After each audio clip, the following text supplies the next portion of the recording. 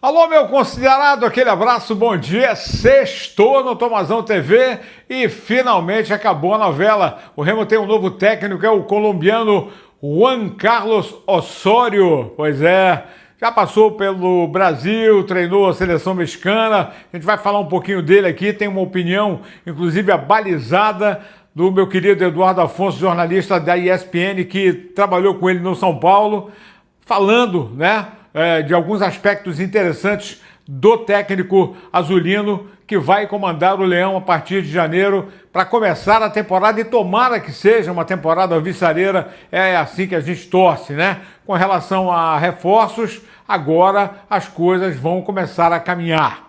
Por enquanto, só aguardar a reapresentação no dia 3 de janeiro para o início da pré-temporada no dia 5.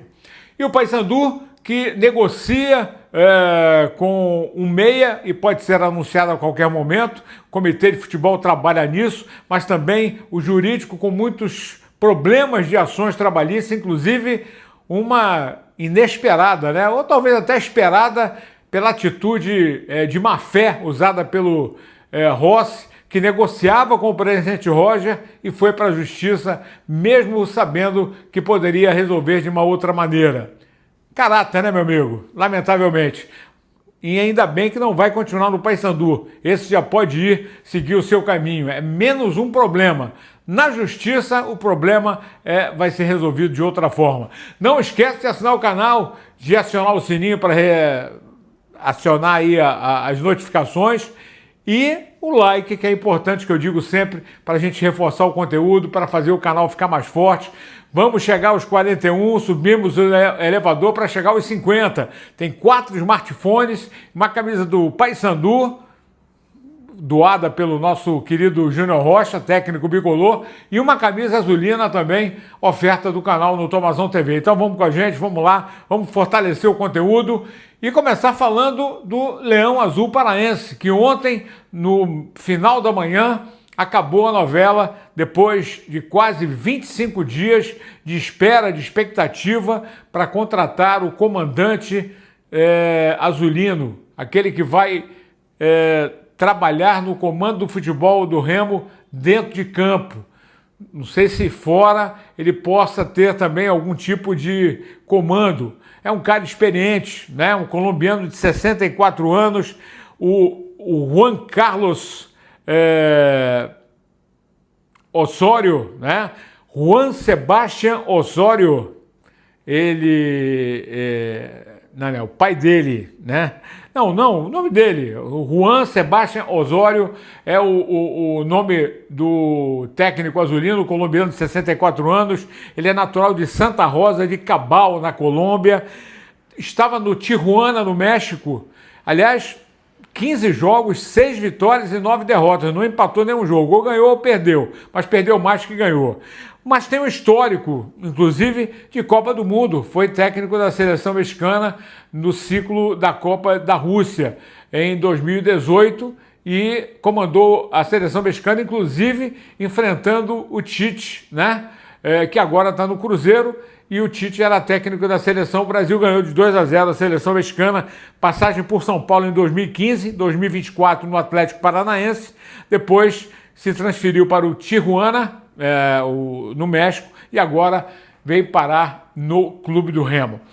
O Eduardo Afonso, repórter do São Paulo pela ESPN Brasil, há muito tempo, trabalhou com ele, faz elogios das suas características, da maneira de ser, um cara que tem um comando de grupo muito bom, né? Agora, trabalhou há 10 anos atrás, passou pelo Atlético Mineiro, tem seleção no meio do caminho com Copa do Mundo. Os conceitos podem ser outros, mas a personalidade a gente não muda. E o Eduardo Afonso fala do Juan Carlos Osorio aqui no Tomazão TV com exclusividade para você. Fala, meu amigo Tomazão, pessoal que acompanha a Tomazão TV aí de Belém do Pará, com mais de 40 mil inscritos. Que prazer imenso estar com você para falar de Juan Carlos Osorio, técnico colombiano anunciado pelo Clube do Remo. Olha só, Tomazão, tive uma passagem com ele em 2015, faz muito tempo, aqui no São Paulo. Foram 5 meses e meio intensos, um cara muito agradável, um cara que conquistou o grupo do São Paulo e um cara que só não ficou mais tempo porque o São Paulo vivia um momento político muito complicado e acabou até sobrando para ele. Tanto que o presidente da época do São Paulo acabou, inclusive, depois da saída do Osório, sendo derrubado, sofreu um impeachment. E o Osório sentiu isso. A campanha estatisticamente dele não era boa. 28 jogos, 12 vitórias, 9 derrotas, 7 empates. Mas o grupo gostava dele, gostava da forma como ele trabalhava e gostava da forma como ele jogava. Muita posse de bola, marcação alta, enfim. Acho que 2 destaques aqui nessa curta passagem. O primeiro deles é que o Rogério Ceni, que estava parando naquele ano, gostou muito de trabalhar com o Osório. E eu tenho certeza, pelas declarações da época, que o Osório ali colocou a última gota d'água no copo do Rogério para que ele se tornasse técnico. Tamanho foi a empatia do Rogério com ele. E segundo, que o Osório sempre foi um cara muito aberto com a imprensa. Ele dava a coletiva, na época os treinos eram abertos, tinha coletiva 2 vezes por semana, em castelhano. Mas depois ele ficava na resenha com os repórteres setoristas, falando, respondendo. Não era um cara que escondia as coisas, era um cara muito aberto. Tomara que ele tenha muita sorte e ajude o Remo na temporada de 2026. Foi um prazer imenso participar do seu canal, meu amigo Tomazão. Grande abraço. Obrigado ao meu querido Eduardo Afonso, competentíssimo repórter da ESPN Brasil, que cobre o São Paulo diariamente, trabalhou com o Osório, que é o novo técnico azulino. Acabou a novela e para muita gente que ficou aí nas minhas postagens falando que eu estava nervoso, que eu estava... Será que eu estou mais calmo? Eu nunca estive nervoso.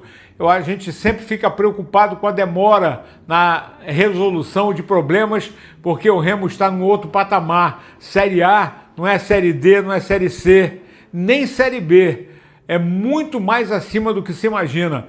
E você não pode estar perdendo tempo como o Remo perdeu e tomara que consiga encontrar esse caminho, contratando jogadores corretamente, pontuais, para reforçar o elenco, que venham formar uma equipe para disputar a Série A à altura daquilo que merece o Remo e a sua história.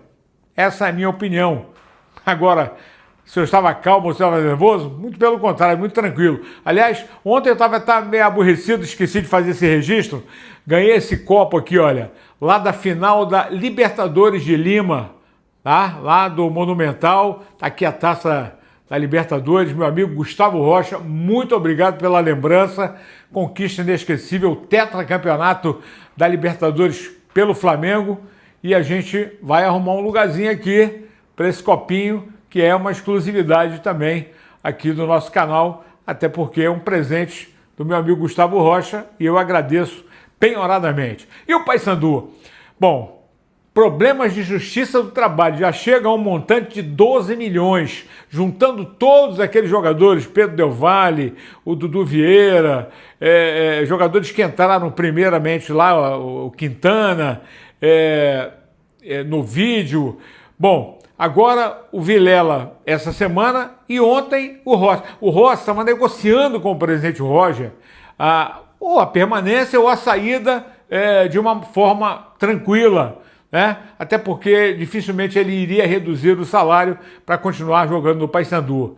Mas por trás das bombas, aí a gente vê o caráter da pessoa. O cara que se dizia bicolor, que o sonho era jogar no Paysandu, beijava escudo, fez isso, fez aquilo e faz um papelão desse. Realmente é muita falta de caráter. Eu posso dizer isso, porque uma atitude dessa não merece o mínimo de respeito. Até porque o Rossi em nenhum momento foi cara de grupo, não tinha interação nenhuma com os jogadores, sempre foi uma soberba tremenda no Paysandu e não vai fazer falta nenhuma, pode ter certeza, porque o Paysandu quer jogadores comprometidos com o clube e o Rossi não tinha nenhum comprometimento com o Paysandu. É isso. Comprometimento, como vem este que vai falar aqui, o Jean Droge, goleiro que estava no Volta Redonda depois de 3 temporadas e que chega para o Paysandu para jogar, para ser o titular, ou vai brigar com o Gabriel Mesquita, não interessa. Mas fala do poder de convencimento usado com ele, pela estrutura, pela história do Paysandu e, óbvio, pela seriedade das pessoas que comandam o futebol do Paysandu nesse momento. Jean Droge. É um projeto muito sério, as pessoas que estão à frente também são pessoas muito responsáveis, têm o respeito, acho que, de toda a torcida, né? E isso, sem dúvidas, pesou muito na decisão de vir para o Paysandu. O projeto apresentado, a estrutura do clube, a própria força da sua torcida, que já vinha algumas vezes jogar contra aqui, e isso pesa muito. A gente sabe da dificuldade que é jogar aqui dentro da Curuzu, então isso, sem dúvidas, é um fator determinante.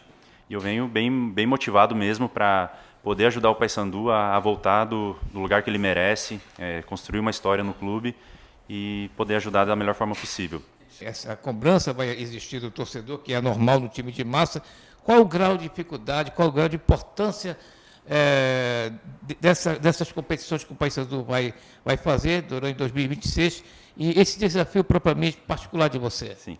Como tu muito bem falou, a responsabilidade é enorme de estar vestindo a camisa do Paysandu, né, que é o maior campeão da Amazônia. Recentemente teve uma publicação, é o único clube do Norte que está no ranking da Comebol, então isso é um peso enorme para a gente.